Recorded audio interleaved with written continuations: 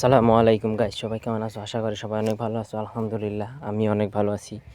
কথার মধ্যে কথা হলো, আজকে আমার চ্যালেঞ্জের 1 মাস পূর্ণ হয়ে আজকে হলো 31 নম্বর দিন। অনেক ভালো লাগতেছে যে চ্যালেঞ্জটা এতদূর পর্যন্ত নিয়ে আবার পারছি। আর সবাই অবশ্যই সাথে থাকবা, জানি চ্যালেঞ্জটা 90 দিন পর্যন্ত নিবার পারি। সবাইকে অনেক ধন্যবাদ এতদিন হাতে থাকার জন্য। আরও থাকবা বলে আশা রাখি, সবাই আমার সাথে থাকবা বলে ইনশাল্লাহ। তারপর আর বেশি দেরি না করে ঝটপট উঠে পড়ি। আজকে আর বেশি দেরি হয় নাই, এলান বাজার সঙ্গে সঙ্গে উঠে পড়ি। উঠার পরে তাড়াতাড়ি মসজিদের মিহি যাওয়ার জন্য তাড়াতাড়ি রেডি হয়ে মসজিদের মিহি যাওয়া শুরু করে দিই। যদিও আজকে রাত কিছুটা অন্ধকার অন্ধকার আসছিল, কিন্তু তাও আর মোবাইলে লাইট জ্বালাইয়া কোনো রকমে যাওয়া গেতাছিলাম। তার মাঝেই মানে আর কি কমু, যদি আজকে তো বৃহস্পতিবার, মানে তারপর কালকে তো শুক্রবার।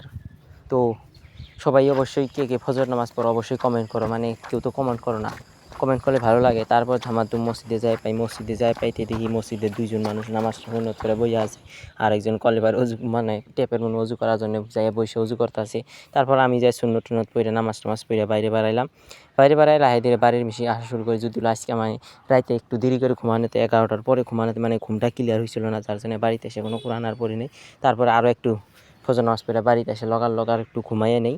যদি ঘুম টুম পায় তারপরে উঠি। ঘুম ধরিয়ে যদি অনেক পরিমাণে ঘুম ধরছিল, ঘুমাইছিলাম। তারপর আর কি, যার হোক, সবাই ভালো থাকো, সুস্থ থাকো। আর অবশ্যই সবাই ফজর নামাজ পড়ার চেষ্টা করবো, সবাই 5 ওয়াক্ত নামাজ পড়ার চেষ্টা করবো ইনশাল্লাহ।